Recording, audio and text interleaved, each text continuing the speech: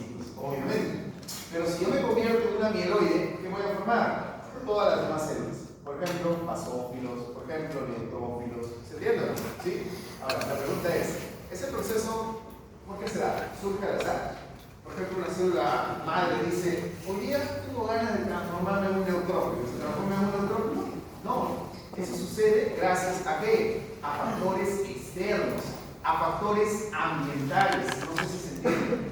Por ejemplo, ¿qué pasa si ya pasaron 120 días y mi eritrocito se murió? Porque ¿cuánto es el tiempo de vida de un eritrocito? 120 días. 120 días.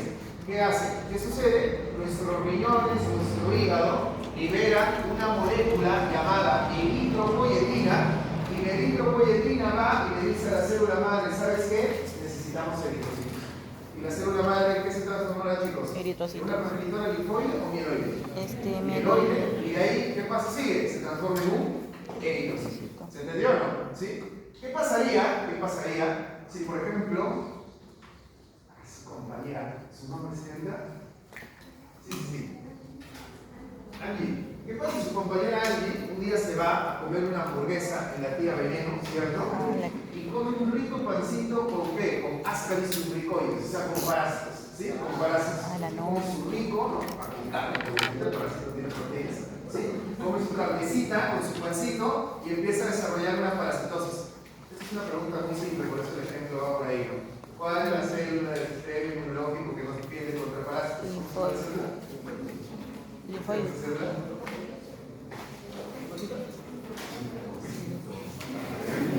No. Leucocita. No, pero no pasa nada. A ver, cuando tenemos una parasitosis, nuestro cuerpo, ¿cómo alerta a nuestras células madre de que hay parásitos? Libera una molécula llamada interleuquina 5. Interleuquina 5.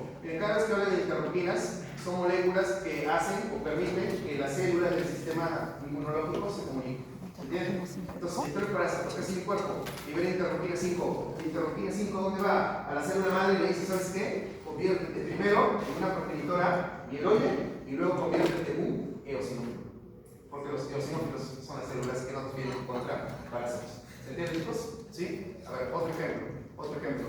¿Qué pasaría si una persona, por ejemplo, tiene candidiasis? La candidiasis es una enfermedad, no es una enfermedad que le importa al odontólogo. Sí, porque nosotros vamos a encontrar candida en boca. ¿Entienden? Imagínate que tenemos una micosis, una candidiasis. Eso lanza una alerta, se libera una molécula llamada interleuquina 3. Corriendo y le dice a la célula madre, necesitamos qué cosa. La célula madre se convierte en una progenitora mieloide y de ahí se convierte en un neutrófilo. Porque los neutrófilos son las principales células que nos defienden contra micosis, contra hongos. Chicos, pregunta. ¿Las células de la sangre están al azar? No, cada célula tiene una función. Si nosotros tenemos parasitosis, ¿qué célula nos va a defender? Los eosinófilos. Si tenemos una micosis, ¿qué célula nos va a defender más? Neutrófilos. Si tenemos, por ejemplo, infección por tuberculosis, ¿qué células nos van a defender más? Macrófagos. ¿Se entiende? O sea, para cada tipo de enfermedad, una célula puede estar tomando la batuta, ¿cierto?, para poder defendernos. ¿Se entiende, chicos? Pero lo que yo voy es lo siguiente. La célula madre que se encuentra en la médula, es una célula que se transforma al azar. O sea, al azar dice, hoy día quiero ser un eritrocito, hoy día quiero ser un linfocito. No, ¿qué tiene que pasar? Factores de, chicos, ambientales. ¿Sí? A ver, un último ejemplo. Caroline la mandamos ahorita a Cerro de Pasco, ¿les parece? La mandamos a que haga una investigación, algo. La cosa es que su compañera va a estar en Cerro de Pasco, que está a 4.380 metros sobre el nivel del mar, ¿cierto? En altura, ¿qué va a pasar con su compañera? ¿Qué sucede en altura? ¿Hay mucho o poco oxígeno? Poco oxígeno. Entonces su cuerpo, ¿qué empieza a decir? Nos falta oxígeno, así que mejor necesitamos que haya mayor cantidad de células que transporten oxígeno. ¿Cómo se llama la célula que transporta oxígeno por nuestra Eritrocito. Eritrocitos. Entonces, ¿qué empieza a liberar nuestro cuerpo? ¿Cuál era la molécula que le decía la célula madre? Transfórmate en un eritrocito. Mieloide. Sí. Entonces, para cada tipo de célula, la célula madre va a recibir un estímulo y ese estímulo va a permitir de que esa célula se transforme en alguna célula. ¿Se entendió? Hasta acá, ¿cómo vamos? A este proceso, ¿cómo lo lo llamamos, chicos? Lo llamamos Eritropoyesis. ¿sí? Ustedes ven acá, la célula madre solamente tiene dos caminos. La no. Con los que están apuntando. A ver, la célula madre tiene dos caminos. Dios.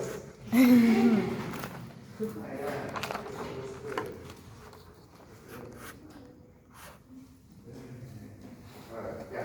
La célula madre tiene dos caminos. El primer camino, ¿cuál es? Se transforma en una progenitora mieloide, o el otro camino es que se transforme en una progenitora linfoide. ¿Sí? Una progenitora linfoide, ¿cierto? Una progenitora mieloide y una progenitora linfoide. Si hablamos de una progenitora linfoide,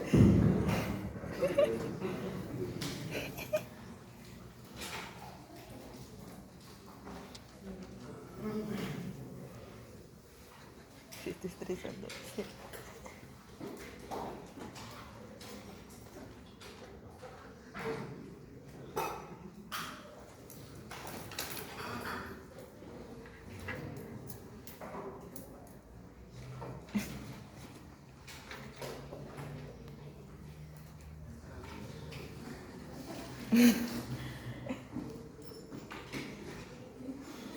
ya.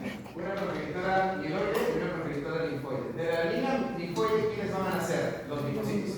¿Cuántos linfocitos conocemos? Linfocito B, linfocito T, y hay un linfocito que se llama natural killer. ¿Sí? Natural killer. Perfecto. Y dentro de la línea mieloide, ¿qué células conocemos? Granulocitos, agranulocitos. ¿Se acuerdan o no? ¿Sí? Ahí tenemos, por ejemplo, tenemos los neutrófilos, tenemos los eosinófilos, tenemos los basófilos. ¿Sí? Muy bien. Entonces,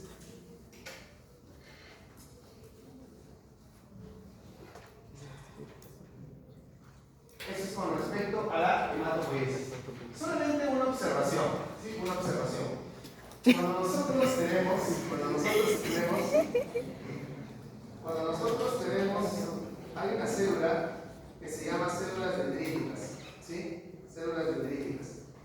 Las células dendríticas, ¿sí? Las células dendríticas son células que, si ustedes ven ahí en la presentación, son células que básicamente tienen dos tipos de líneas. Miren, la célula dendrítica puede derivar de una célula mieloide, o la célula dendrítica puede derivar de una célula linfoide, ¿sí? Entonces, las células dendríticas son las únicas que comparten dos líneas, dos linajes. Puede ser mieloide o puede ser linfoide. ¿Bien? ¿Sí? Eso lo vamos a ver más adelante.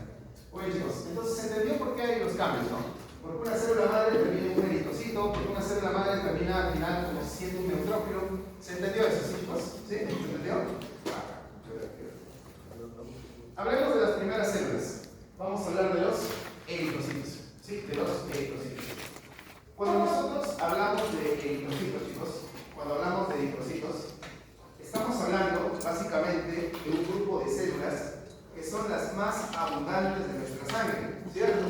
Los eritrocitos son células que se encuentran en millones, no en miles, en millones, ¿se entiende? Por eso la sangre es roja, ¿cierto o no? Porque los eritrocitos tienen un pigmento que se llama, ¿cómo se llama el pigmento de los eritrocitos? Se llama hemoglobina, ¿cierto o no? Si ustedes se dan cuenta, los eritrocitos son células anucleadas.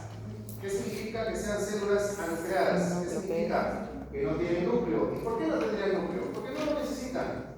El eritrocito, su única función, ¿cuál es? Transportar oxígeno, y el núcleo les quita espacio. Así que a ellos les conviene mejor tener que más hemoglobina para transportar mayor cantidad de oxígeno. ¿Sí? Entonces es lógico, ¿cierto? Entonces los eritrocitos, como les estaba comentando, son células anucleadas. Si ustedes se dan cuenta en la diapositiva, dice que son discos bicóncavos. ¿Sí? ¿Por qué tendría que ser bicóncavo? ¿Por qué tendría que ser así? Bicóncavo. ¿Por qué? Para poder tener ¿qué cosa? Flexibilidad. Imagínense por dónde pasa un eritrocito. Pasan por vasos sanguíneos grandes, ¿no? Pero también pasan por vasos chiquititos. ¿Y qué pasa si el eritrocito no es flexible? ¿Qué le pasaría al eritrocito? Por querer pasar, ¿qué le pasaría? Se lesionaría y se rompería. ¿Se entiende? Entonces, hay una proteína que se llama espectrina. Así se llama, espectrina. Y esa espectrina es la que le da esa conformación bicóncava. ¿Se entiende? ¿Sí? Ahora, ¿qué pasa si una persona genéticamente no forma espectrina? Imagínense ese caso. Una persona genéticamente no forma espectrina. ¿Sus ¿Sangre? eritrocitos tendrán forma bicóncava o No. tendrán forma esférica? Esférica. Esférica, ¿cierto? Pues bicóncavo sería esférico. ¿Y eso es bueno o malo? Malo. Porque pasaría por los capilares y No. no pasaría el eritrocito, Sí. se rompería. Y ahí tenemos un paciente con anemia hemolítica. ¿Se entiende? Hay una anemia que se llama hemolítica. ¿Qué significa lítico? Destrucción. Hemo, destrucción de las células sanguíneas. ¿Se entiende, no? Entonces, la anemia hemolítica, ¿por qué podría desarrollarse? Por deficiencia de esa proteína. ¿Cómo se llama la proteína? Espectrina. Espectrina. Entonces, ¿cuántas proteínas hemos visto hasta ahorita del eritrocito? ¿Cuántas? 2. ¿La primera cuál es? La hemoglobina. ¿Para qué sirve la hemoglobina? Para transporte de oxígeno, ¿cierto? ¿Y la otra proteína cuál es?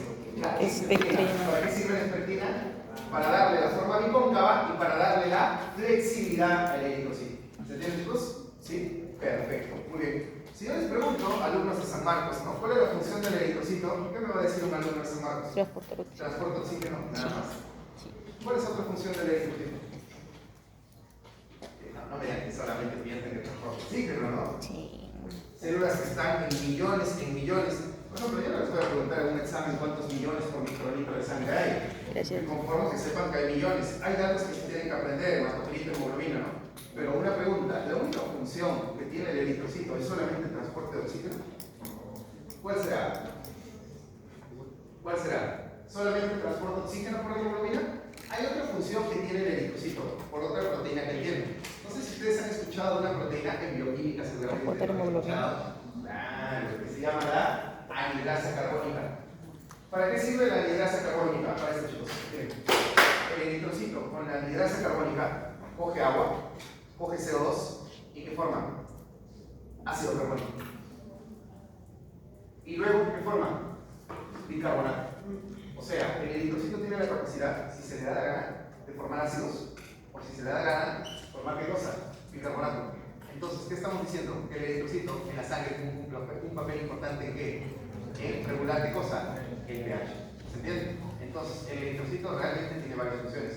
Una función es transporte de oxígeno. Otra función, ¿cuál es? Regular el pH en nuestra sangre. ¿Entienden? Sí, esas son las dos funciones más importantes del eritrocito. Por favor, no piensen que solamente el transporte de oxígeno, ¿no? Para una luz de San Marcos no puede decir eso, ¿no? Tiene que encontrar otras funciones de las células. Muy bien, chicos. Hay una prueba que seguramente han hecho en Naturaleza 1, me imagino que lo habrán hecho en Naturaleza 1, que es el hematocrito, ¿cierto? El hematocrito. ¿El hematocrito qué es? Yo saco sangre de un paciente y luego lo centrifugo, ¿cierto? Y me queda el tubo más o menos así, miren.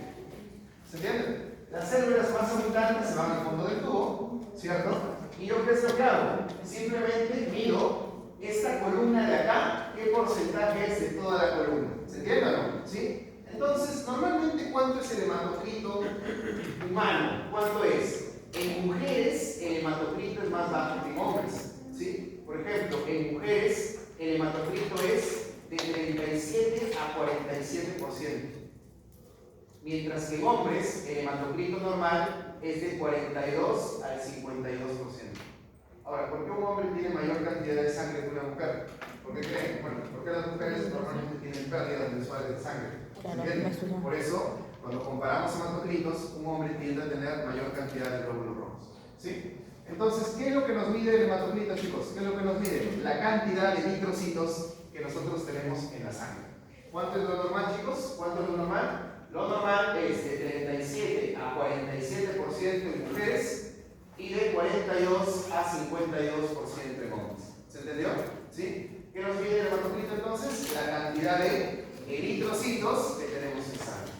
Si tú ves este tubito, miren chicos, miren, hay una capita delgadita, ¿no? ¿La ven acá? Una capita delgadita, que es en el centro. Esta capita delgadita, ¿qué será? Los leucocitos, ¿no? Los glóbulos blancos, los leucocitos y las plaquetas. Y toda esta columna grande que está aquí, esto sería el plasma. ¿Sí? El plasma. Ahí tenemos los nutrientes, las hormonas, todo lo que tiene la sangre. ¿Se entiende? Entonces, de esa manera, nosotros hacemos el análisis. ¿Sí? Pregunta, chicos. ¿Qué pasaría si tenemos, por ejemplo, esta situación de acá? Miren, tenemos esta situación. Tenemos un hematocrito, ¿qué cosa? ¿Alto o disminuido? Bajito. Disminuido. ¿En qué casos el hematocrito está disminuido? Bueno, lo más simple, ¿no? En casos de anemia. ¿Pero es el único? No. ¿En qué otro caso el hematocrito está disminuido aparte de la anemia? Por ejemplo, en el embarazo. En el embarazo, el hematocrito tiende a disminuir. ¿Y en qué patología también estará disminuido el hematocrito? Lo vimos conmigo en teoría. ¿A qué teoría usted está? A ver, piensen. ¿Sinapsis? ¿Habremos visto el hematocrito? En enfermedad renal crónica. ¿Se acuerdan o no? Un paciente con enfermedad renal crónica producía eritropoyetina. Y si no produces eritropoyetina, ¿vas a tener mucho o poco eritrocito? Poco. Por eso, nosotros vamos a tener disminución del hematocrito también en enfermedad renal crónica. Entonces, chicos, tres situaciones en las cuales tenemos hematocrito. ¿Cuáles son? Uno es anemia, el otro cuál es Embarazo. embarazo, y el otro cuál es Enfermedad renal crónica. ¿Se entendió? Sí. Pero puede haber una situación en la cual sea al revés. Miren, hematocrito elevado. Cuando hablamos de hematocrito elevado, hablamos de policitemia. ¿Qué significa la palabrita policitemia? Aumento de eritrocitos. Policitemia, aumento de eritrocitos. Hay una enfermedad que hace que tus eritrocitos aumenten demasiado. Se llama policitemia vera. ¿Sí? Policitemia vera, con V. Policitemia vera. Eso es una enfermedad en la cual tus glóbulos rojos aumentan demasiado. ¿Sí? ¿Pero se acuerdan de su compañera que la mandamos a Pasco? ¿Se acuerdan o no? Dígame, su compañera que la mandamos a hacer repaso a 4.380 metros sobre el nivel del mar, ¿tendrá policitemia o no? Háblenme, ¿tendrá policitemia o no? Sí, pero ¿será una enfermedad? ¿Será policitemia vera? No. Es simplemente una policitemia fisiológica, que también puede haber. ¿Sí? Policitemia fisiológica. ¿Han visto que las personas que se quedan a vivir en ambientes de altura desarrollan algo en la cara que se llaman chapitas? ¿Han visto? Sí, eso es por el exceso de ¿qué? De eritrocitos. ¿Se entiende, no? ¿Sí? Perfecto. Muy bien. Entonces, chicos, ¿en qué casos yo encuentro hematocrito disminuido? ¿En qué casos? Anemia, embarazo, enfermedad renal crónica. Bien, enfermedad renal crónica. ¿En qué casos yo encuentro un aumento de eritrocitos? En Altura. policitemia. Puede ser patológica, ¿cómo se llama la patológica? Vera. O puede ser fisiológica, ¿cierto? Pero ¿en qué otro caso yo encuentro eritrocitos elevados? ¿En qué otro caso? En enfermedad pulmonar crónica. A ver, ¿quién me dice por qué? ¿Se gana una chocoteja? ¿Quién me dice por qué en enfermedad pulmonar crónica hay un aumento de eritrocitos, un aumento de hematocrito? Ya, ¿disminuye la capacidad de respiración? Claro, más pronto, chicos. ¿Qué es lo que sucede en enfermedad pulmonar crónica? En el famoso EPOC, que vieron seguramente en un seminario con el doctor Elías Aguirre y Ernesto Ciancas, ¿cierto? ¿Han visto o no? Muy bien, con el doctor Aguirre, con el doctor Elías, habrán visto que cuando uno tiene enfermedad pulmonar crónica, no ventila bien, no hay oxígeno. Y si no hay mucho oxígeno que entra, ¿qué tiene que pasar? Tiene que haber aumento de eritrocitos. ¿Se entiende, chicos? Muy bien. Entonces, ¿en qué caso encontramos hematocrito elevado? En policitemia, puede ser patológico o fisiológica. ¿En qué otro caso? En enfermedad